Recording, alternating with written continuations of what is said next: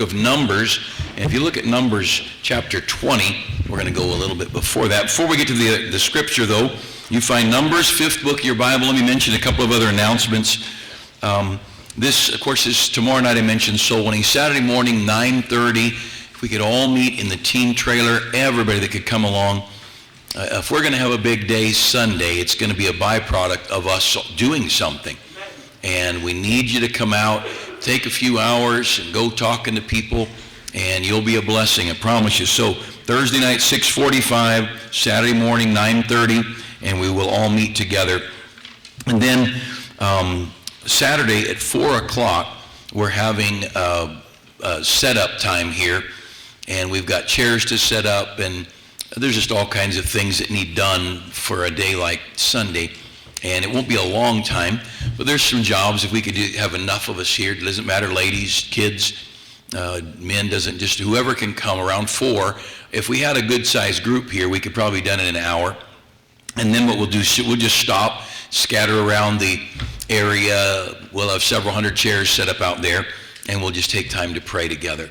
And so if you come along Saturday at 4 o'clock, and again, I don't know for sure how long it'll take, but I don't think if we have a good-sized group, I don't think it'll take too long, maybe an hour, a little more. We'll pray a little bit, and then go do whatever needs done Saturday night. And then as far as turkeys, did that count get given to anybody? No point in counting if it doesn't get turned in. Is that what it was? Thank you, Brother Williams. So we could use some more turkeys. And of course, that count doesn't count the Equipping the Saints group with Brother Sandberg. But I know we just got one, but we're going to go get another one. And it'd be good if you could pick up some more turkeys. So most of the stores now, if you buy $25 worth of groceries, you get a real good price. Anyway, if you can do that, that would be great. But we want to be a help to people. That's the bottom line. And if we can give people some groceries and at the same time give them the gospel, that's a good thing. And so that's the purpose for the weekend, a weekend like this. We're trying to make, it'll be only one service out here. We'll have music, preaching, give away the groceries. We're going to take a group picture. We'll get all the kids from all over the property. The Spanish group, the Spanish department will be in here, and we'll all go out together. We'll have a big group picture and use that for some advertising things.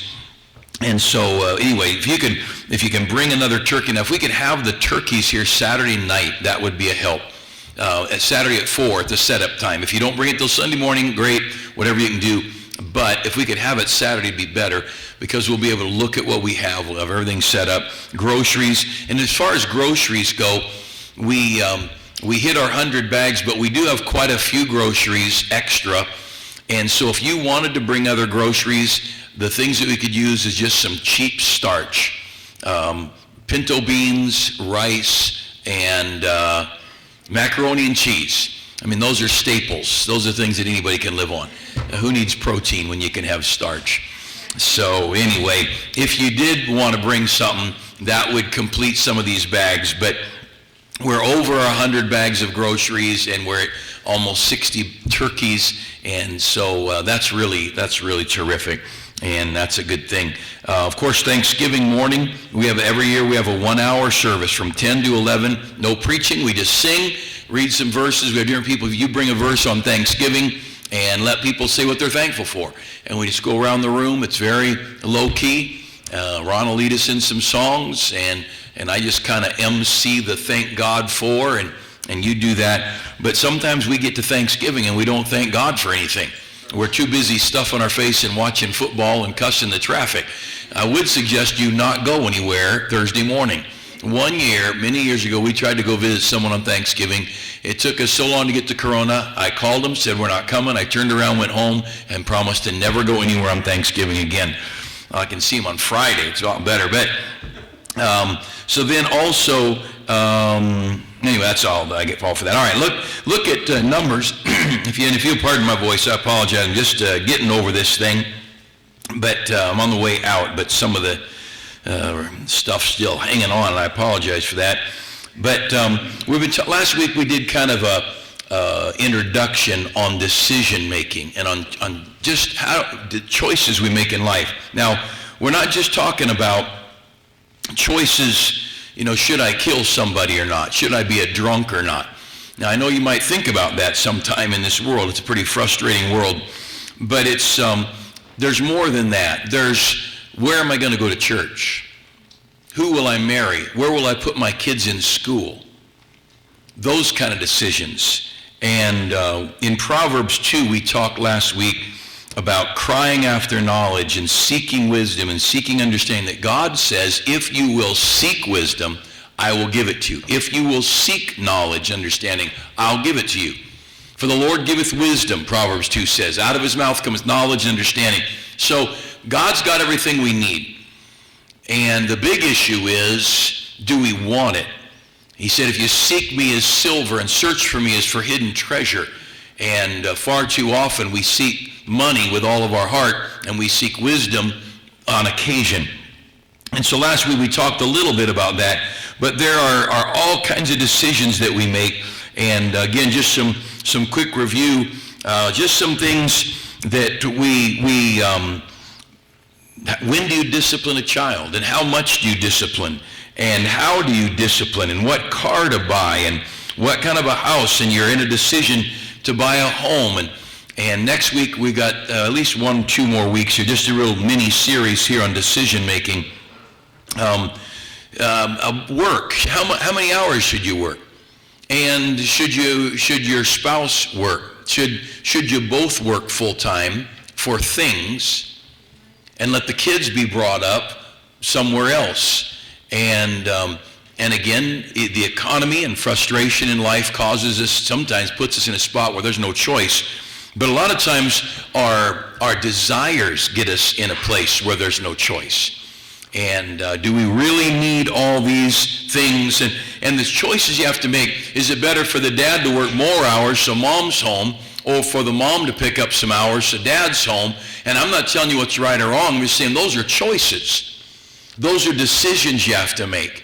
And decision, put your children in a public school, or figure out a way to make a little money and put the kids in a Christian school. Those are decisions. And some people would say some of those are convictional. I wouldn't put my dog in a public school, but I'm not saying that's how you have to think, and you don't have to think that way. But it's my pulpit. I can say what I want. But anyway, I know some very good people who use the public school system, and great. By the way, just a reminder, the public school teachers don't use the public school system. You know, when it's like the government, everybody has to have Obamacare for medical care except the government, because they know it's a lost cause. Just how do you figure that out? But anyway, choices. When do you go to church? How often do you go to church? Do you miss church? What do you miss church for? And those are decisions. And last week we started into this matter of decisions when you're hurting. And that's where we're going this week, kind of wrapping up hurting and decisions from last week. And so look at Numbers chapter 16. I want to set a scenario here of probably the greatest man, I would assume everybody agrees, the greatest man in the whole Old Testament, Moses. And so Numbers chapter 16, let me set the stage. Moses is born in slavery. He's adopted by Pharaoh's daughter, raised in Pharaoh's house, and because of the mess and because the Israelites were slaves, he ends up killing an Egyptian, and he runs off, lives up in the mountains far away, and that's where he gets married, has a couple of boys, and then God comes to him in the burning bush and says, I want you to go back and free the Israelite people. And so he comes back, and he doesn't want to come back. He argues with God, and he struggles with the decision, but he finally goes, and that's where the 10 plagues come in. Then the Passover, the blood on the door, the death angel passes over. The Jews are literally pushed out of the country by the Egyptians. And if you don't think this has been emotional for Moses, you're not paying attention. Sometimes we read these stories like these people are Superman. They're flesh and blood just like we are. And if you've ever been a boss, a parent of multiple children, a business owner, and the pressures that weigh on you, and we pick Moses tonight because you're just not going to find a better man in your Old Testament than Moses. And yet these things are weighing on Moses to keep coming back to Pharaoh and keep challenging Pharaoh, and then to lead Israel to the Red Sea, and Pharaoh's armies are coming behind him, the Red Sea in front of him at the last minute. Have you ever noticed that God does a lot at the last minute? Have you ever noticed that sometimes God doesn't do it at all? You know, God will come through in his own time. Sometimes he just wants to show you he's good without coming through. You know, as long as we're a church, we'll be honest here. And, the last minute, the cloud comes between Egypt and the Israelites, and the waters parted. They crossed the Red Sea. The waters come back together, drown Pharaoh's army. Don't think that's not emotional. They weren't skipping and hopping through the Red Sea. You don't think that's scary to go through the Red Sea? You know, it's like walking through a giant aquarium with no glass. They get to the other side, and Pharaoh's army's coming right after them, and then Moses, you know, his rod, he uses his rod for everything, and the water comes back, drowns everybody, and Miriam, Moses' sister, and the ladies, they're all dancing, playing their tambourines, singing over the dead bodies. That's a morbid bunch of women over there. And Moses is under a tree, passed out with anxiety attack. You know that's stressful. There's no way that was not stressful. They get off just a little bit into the wilderness, and they want something to drink. They don't have any water, and they see some water, and the water's poisoned. And everybody's griping.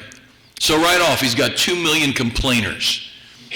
They go from there to God heals the water. They drink. They go from there to Mount Sinai. He goes up Mount Sinai, gets the commandments. And while they're up there, he's up there 40 days. These people get so worried about him, they take Aaron, his brother. He's great family. You ever have idiot siblings? Don't look at them right now. Aaron, his carnal assistant pastor, has them break off their earrings. He melts them down and carves 2 calves of gold. Now you understand, that's not a quick process. Later he tells Moses, I threw in the gold and out came these calves. You don't throw gold into a fire and calves come crawling out. And they're dancing, they're naked, the music's a bunch of rock music. It says the music sounded like the noise of war. It was not hymns, and it wasn't classical hymns. And Moses comes down the mountain and throws the tablets down, the first one to break the 10 Commandments. He throws a fit, grinds the golden calves into powder, pours the powder, and that didn't happen real fast. You understand, that took a while. You ever try to grind up a golden calf? Probably not.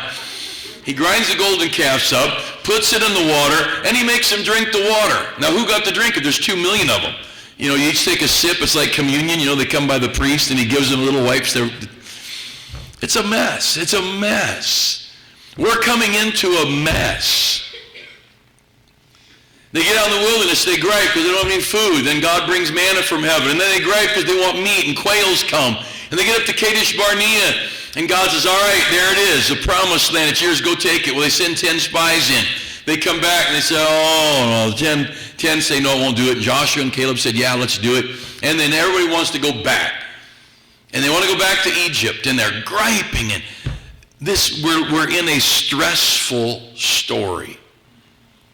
And if you took the people in this room and the people in this room on Sunday and you piled all their stress up, there's a lot of pressure on people around here.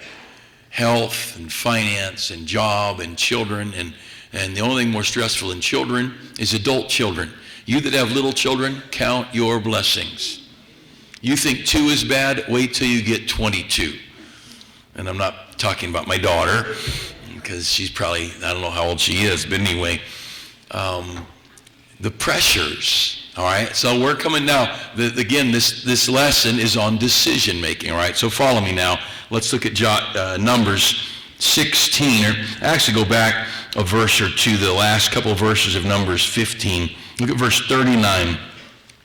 God is instructing Israel, and he says in verse 39, it shall be unto you for a fringe that you may look upon it and remember all the commandments. He's talking about something the priests are supposed to wear.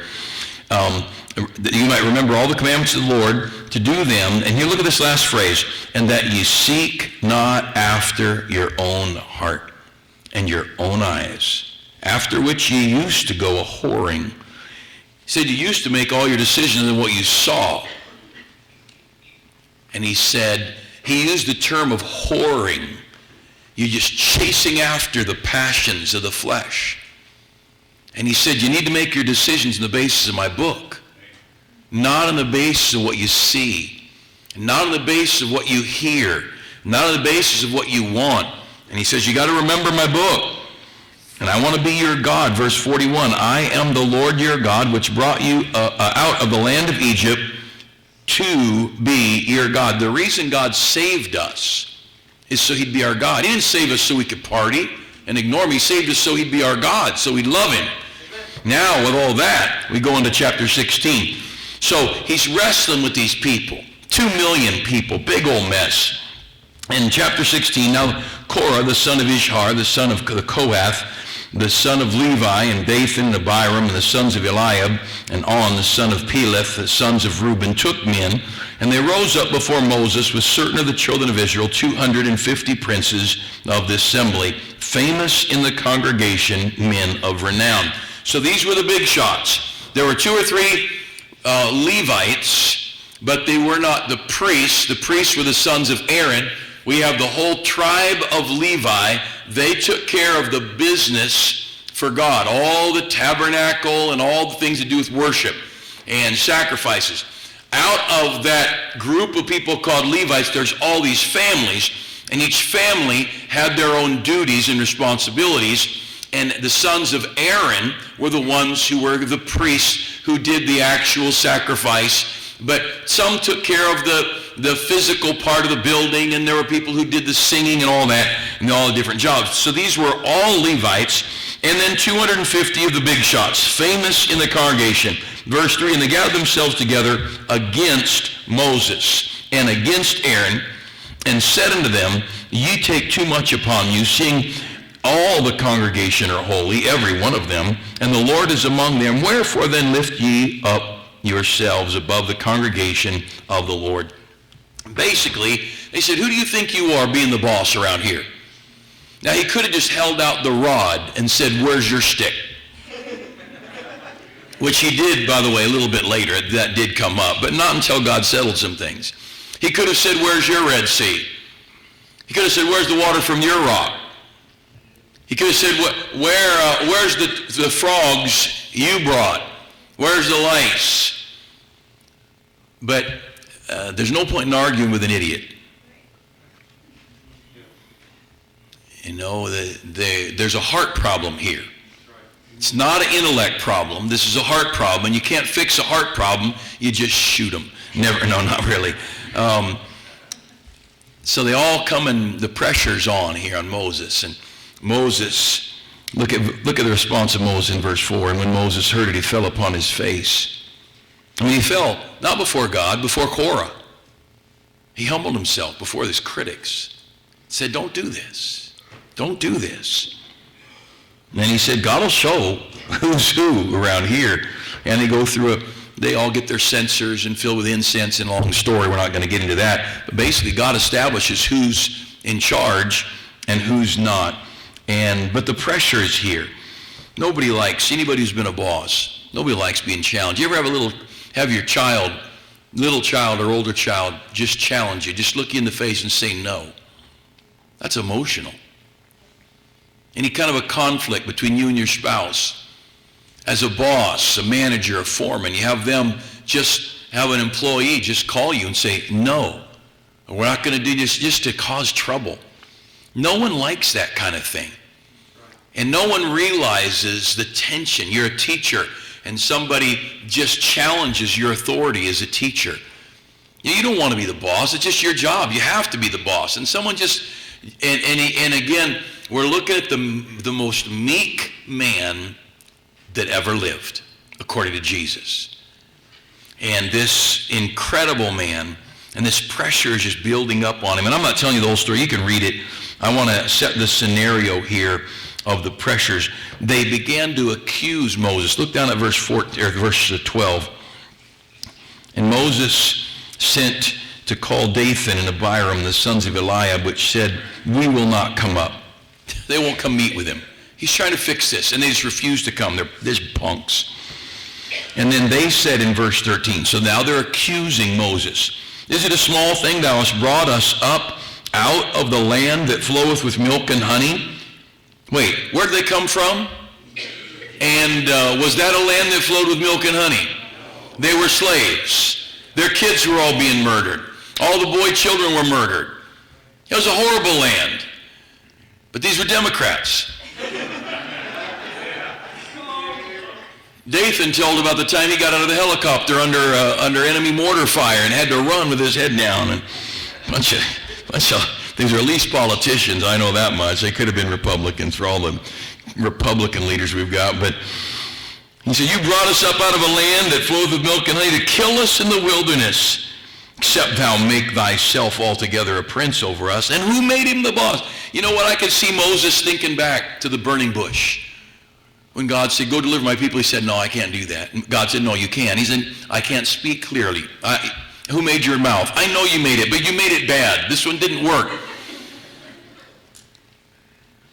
And here they're saying, you made yourself a prince over us. And Moses thinking, I didn't even want the job. You have the job. I don't care who's got the job. Anyway, I could spend a lot of time. You sit and read this and think about it. Verse 14, moreover, thou hast not brought us into a land that floweth with milk and honey. Stop. Now, by the way, they're in the wilderness, right?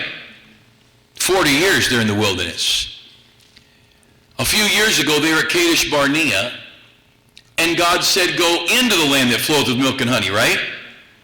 And Moses wanted to go, Joshua wanted to go, Caleb wanted to go, Aaron wanted to go.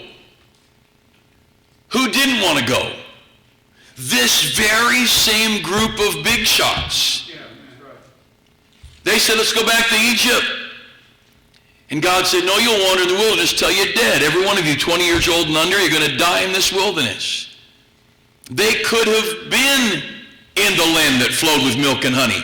Had they listened. And here, you ever get blamed for somebody else doing the wrong thing? These people are so mad. They're blaming Moses for what they did. You want to be the leader? He didn't. You didn't bring us, you brought us out of a land that flowed with milk. No, Egypt's a slave, it's a horrible place. No, we're not a land that flows with milk and honey because you griping, complaining crybabies. So the word comes from God over at verse 21. Separate yourselves from among this congregation that I may consume them in a moment. God says, I'm done. I want to kill all these people. You think God doesn't have anger? God says, I want to kill them all. Just going to kill them all. And again, verse 22, Moses is on his face. And they fell on their faces and said, O God, the God of the spirits of all flesh, shall one man sin, and wilt thou be wroth with all the congregation? Moses talked God out of killing Israel. Again, you picture that, you just read that story like it just happened. That was intense. That was a pressured time. Those are huge decisions in Moses' life. And he is fighting for the souls of people who didn't even like him. That takes a good Christian. And if that was me, I'd have just said, take him, God. Give me a gun, I'll help you. I'll just take Dathan, Abiram, and that 250 princes. You can have the rest. We're looking at a great man who is just going above and beyond. As a mother, some of you have done it. As a father, you've done it. As an employee, some of you have done it. You've stepped in and given all you knew how to give, only to have criticism and attack and blame thrown at you. And understand it happens to great people because we're in a stinking world. Don't act like you're this poor little only person that had anything bad happen. Read your Bible. Bad happens all the time in the Bible. And God got mad at them. Great leaders don't want to destroy their followers. They don't want to hurt people. And so they make some peace. And then, I love this story. Moses stood up before everybody and said, in verse 29, if these men die a common death of all men, after the visitation of all men, then the Lord hath not sent me. But if the Lord make a new thing, and the earth open her mouth and swallow them up, with all that appertain to them, and they go down quick into the pit, then ye shall understand that these men have really made God mad. Oh, they provoked the Lord. You put all kinds of adjectives in there. And of course, the earth opened up, verse 31, as it came to pass, as he made an end to speaking all these words, the ground clave asunder as under them. The earth swallowed the guys, swallowed their tents, swallowed their animals, swallowed their wives, swallowed their kids, just sucked them up and squashed them flat. That's one of those stories I want to see on the big screen when we get to heaven. You know, hit that replay. I'm sure God's got DVR and all that cool stuff.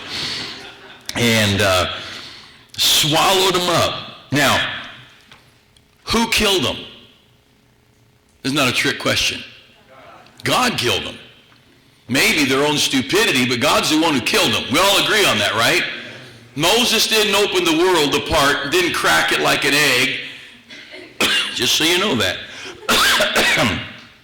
So we have this big battle going on here, all these problems. And in the midst of this rebellion, I won't go into that. We're going to skip something for the sake of time. Look up a little bit further on verse 41. But on the morrow, all the congregation of the children of Israel murmured against Moses. Now wait, these are the people Moses just finished praying for, that God wouldn't kill them. You understand the situation. The earth opens up, swallows Dathan, Abiram, that whole crowd. And so in verse 41, and they murmured against Moses and against Aaron, saying, ye have killed the people of the Lord.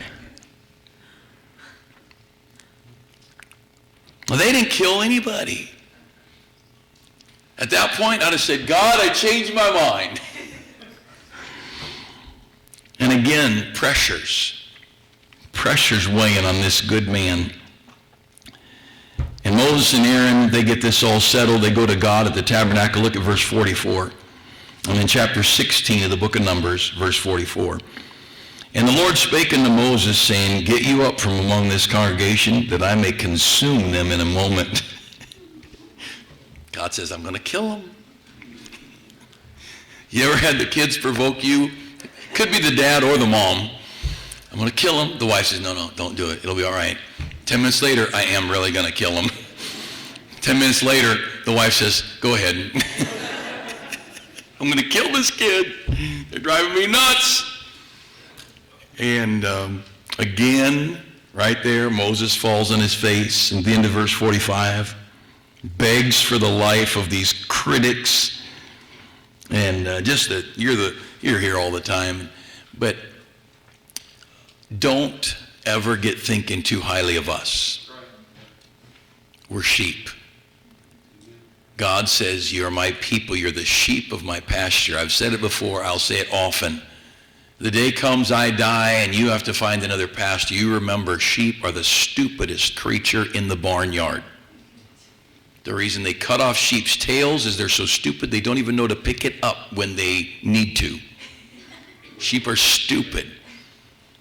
The only thing worse he could have said about us is said, you're the turkeys of my flock.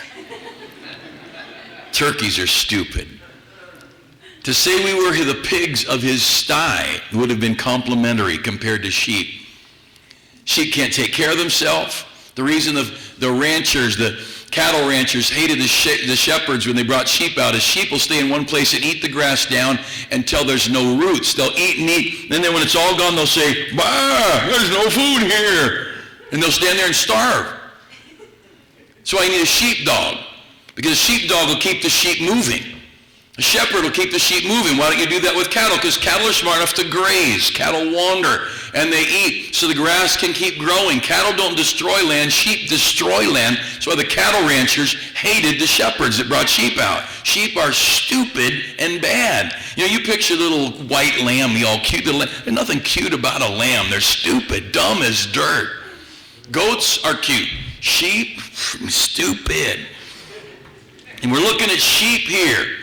That's why you that have been in church for years, how many times have you seen a good church make stupid choices about leadership? And I'll tell you, a church without a pastor, a church with a pastor can be stupid, but take the pastor away, they can be really stupid. And not you, of course, those other Christians. It's all of us. We are his sheep. We're not very bright. The story goes on. I'm going somewhere. This is all introduction. Look there, we're in chapter 16 still. We're actually going to be in chapter 20 here in just a minute. So we go down a little bit further, and there's some peace. Now, chapter 17 and chapter 18, God's going through some specific instructions, and we're now in chapter 20, and that's where we're going. There's a lot that's gone on. Moses has had constant pressure from this group of people. And in chapter 20, then the children of Israel, even the whole congregation, in the desert of Zin in the first month, and the people abode in Kadesh. Remember Kadesh? Kadesh Barnea is where the 12 spies went. They're back there. They've been circling the wilderness for their 40 years. Verse 2, and there was no water for the congregation. And they gathered themselves together against Moses and against Aaron. And the people chode with Moses. They were complaining and griping and after him. And spake, saying, would God we had died when our brethren died before the Lord. Now, several times there have been problems in the wilderness. Problems with serpents and problems with the food. And they were a bunch of complaining people. And they said, we wish we'd have already died. And again, I'm not saying it's good if by the time 2 million people don't have any water, that's a problem. But the fact is, there are people dead center in the will of God that have problems. Don't get thinking because our country has trouble, we're out of the will of God. Don't get thinking because the church has trouble, we're out of the will of God. Your people following the will of God, and God's got things to teach us. And God's got, he might be putting you through some valleys and through some difficult times. And don't get thinking God's forsaken you. Don't get thinking God's forsaken your church or you or your loved ones. You've got to keep your trust in him and keep doing right. I'm not saying it's easy. During those difficult times, that's where we're going. The whole lesson is on decision making. We're going to get to it in a minute. Verse 2, there was no water for the congregation. They gathered themselves together against Moses and against Aaron. In verse 4, why have you brought up the congregation of the Lord into this wilderness, that we and our cattle should die there? We just came here to die. In verse 5, wherefore have you made us to come up out of Egypt? Made. Don't you think they were happy leaving Egypt? Remember, they had the gold and the silver and the jewels, and they were partying. I mean, they were leaving Egypt. So Moses didn't make anybody do anything. But when you're hurting, you exaggerate. And when people are struggling and carnal, they lie and they stretch the truth. So I got to be very careful. Someone comes and tells you their side of a story. Just stop everything till you hear the other side. That's right. Amen. That's right. Amen. Your child comes home from the Christian school and tells you about the teacher. Go on down and say, let's go talk to the teacher and find out what really happened here. Yeah. Don't believe that kid, because we don't believe in what they say about you. Yeah, that's right. You want to know who's got the best gossip in the whole church? The people who teach the 2- and 3-year-old Sunday school class. Because your 2- and 3-year-olds say everything. They tell it all. When your kid hits that age, they start talking and they get into a kid's class, you better walk straight at home, because we won't believe what they tell us. And the battles are beginning to come. The earth is swallowed up. Battles, argument, the emotion. So here we are, back in chapter 20. They're griping, they're complaining. And look down at verse 6, Moses and Aaron went up from the presence of the assembly to the door of the tabernacle of the congregation and fell on their faces, and the glory of the Lord appeared. They were always falling before God. That's a good place to fall before God. By the way, I missed verse 1. The end of verse 1, notice this. And Miriam died there and was buried there. So, now remember the siblings, Moses and Aaron and Miriam, 2 brothers and a sister. And they've been through all these problems and all these battles and all these difficulties, and now their sister dies. And now everybody's complaining again. And when you face, and again, this is where we left off last week, when you face times of serious emotional pressure, you've really got to be careful. Because you can get stupid really. We can get stupid on a good day, but you can really get stupid on a difficult day. In verse 7, and the Lord said to Moses, speaking to Moses, saying, take thy rod and gather the assembly together, thou and Aaron thy brother, and notice this next phrase, and speak ye unto the rock before their eyes, and it shall give forth water. And thou shalt bring forth to them water out of the rock, so thou shalt give the congregation and their beasts drink. So God said, speak to the rock. Now before, there was a time, that same rock, by the way, 1 Corinthians says the rock followed them through the wilderness. How'd you like to have a pet rock? Remember those days when you have pet rocks? This was a real rock that really followed them. And they had hit the rock with his rod, and water came out. Well, now this time he said, speak to the rock. There's a lot more to it I won't get into. But that rock is Christ, and he was only crucified once, and on and on. There's lessons from it, but we're not going to deal with that. And so in verse 10, Moses and Aaron gathered the congregation together before the rock, and he said unto them, hear now, ye rebels, must we fetch you water out of this rock? And Moses lifted up his hand with his rod, and he smote the rock twice. And water came out abundantly to the congregation, and the congregation drank, and their beasts also.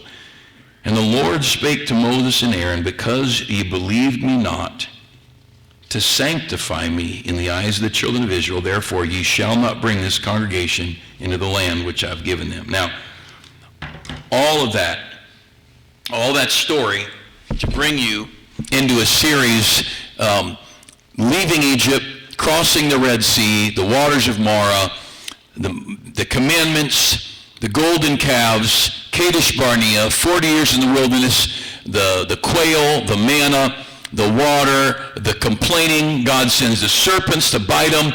Moses has got the rod, and all these things went on in the wilderness. They're back up here at Kadesh Barnea where the 12 spies went in. 10 said they couldn't go. 2 said they could go. They wanted to kill Moses and Aaron and Joshua and Caleb. And Moses is just trying to keep God from killing these people. And these people are mad at Moses and they're complaining. He's got 2 million to 3 million, 4 million people out here in this wilderness to look after, and the pressures are weighing on him, and his sister dies. And they're griping again, and they're fussing at him. And God says, now I need you to do something. I need you to go over there and speak to that rock, and water will come out. And he's mad. He's mad. Because look at that phrase. Look at there, whatever that verse is. Get my glasses on. Verse 10. Hear now, you rebels. He's calling them names. Must we fetch you water out of this rock? You ever have somebody provoke you where you say something you think that's not really like me? It'd be like John Abbey being mad. Can you imagine John Abbey being mad? Watt says, no, Mrs. Abbey can get mad at John.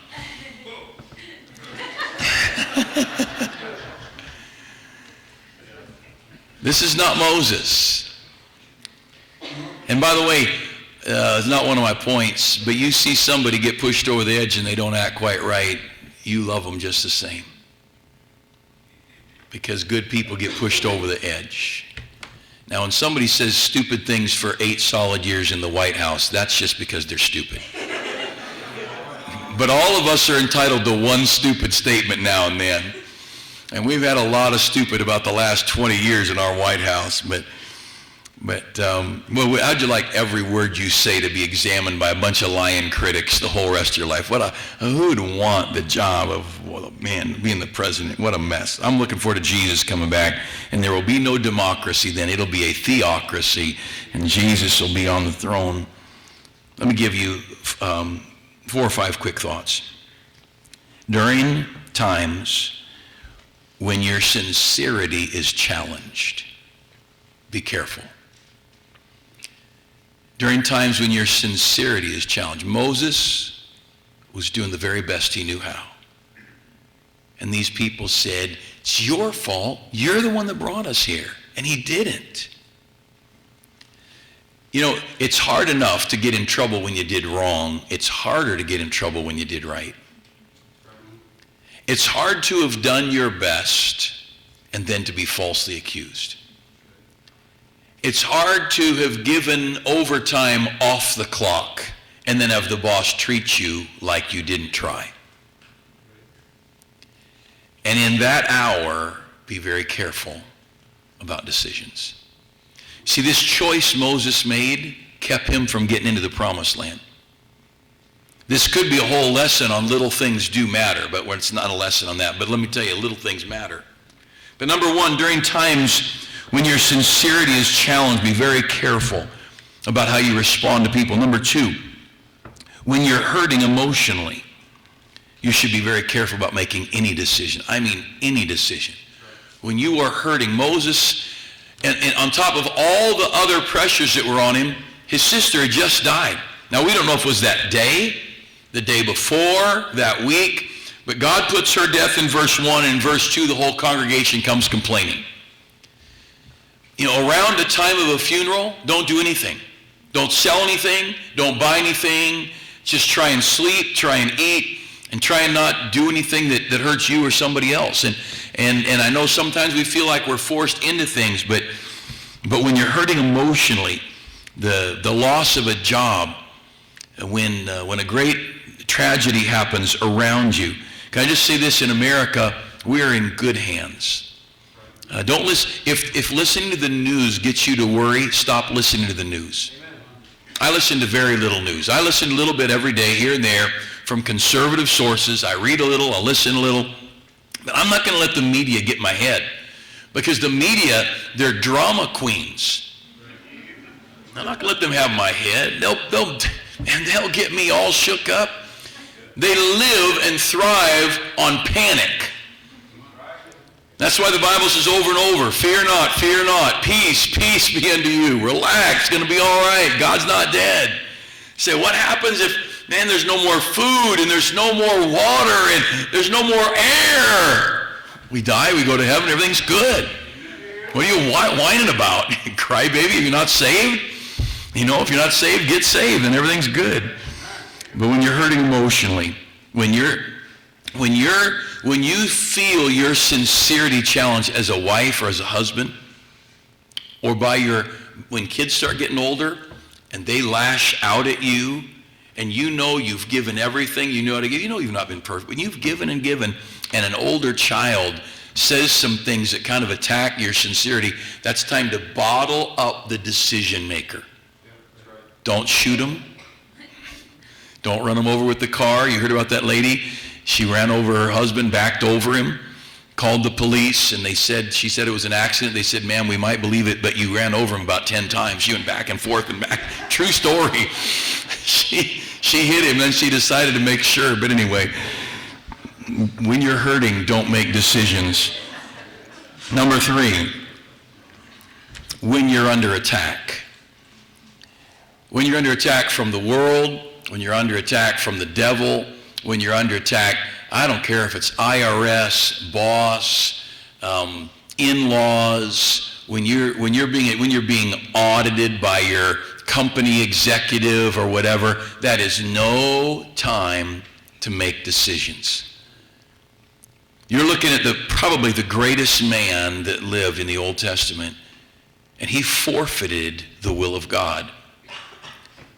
I look at it and think, I understand it completely. The pressures that were weighing on this man were so heavy. Let me just hurry. So when your sincerity is being challenged, when you're hurting emotionally. Number 3, when you're under attack. And it could be you perceive an attack, and it may not be, but what you feel. 4th, when you're worn out, strained, tired, whatever term you want to get, when you're just shot physically, emotionally. Your firstborn child left for college, and your house got repossessed, and your car broke down all the same week. Don't make any decisions. When you get tired, the devil, it's the straw that breaks the camel's back, and be very, very careful about making decisions.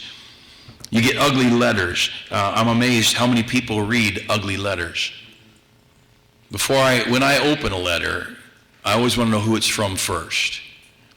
And then I want to sense the air of it. If it's ugly, I'll just throw it away. If you want me to hear ugly things from you, you're going to have to say them to my face. Because most likely I'm going to throw the letter away. Not out of hate, but I don't want to hear it. If you have logic and honest statements, say it. Talk to me. You want to call and cuss me? I'm just going to hang up. Tell the girls in the office, anybody cusses you in the office, just hang up on them. What if it's a church member? I care less. I don't care if it's the president. Nobody has a right to treat you ugly.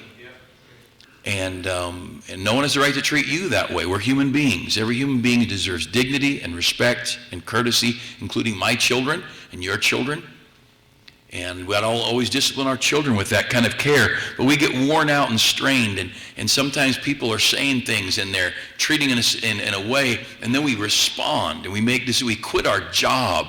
We do all kinds of crazies. Don't make serious decisions. And then fifth, lastly, we should be very conscious of those people around us when they're under those things.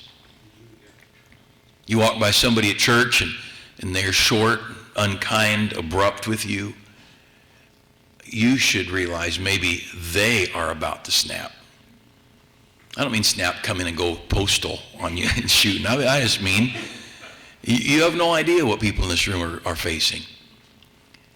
And I love Brother Hiles when he had a radio broadcast. He always closed it every day. Be good to everybody because everybody's having a tough time.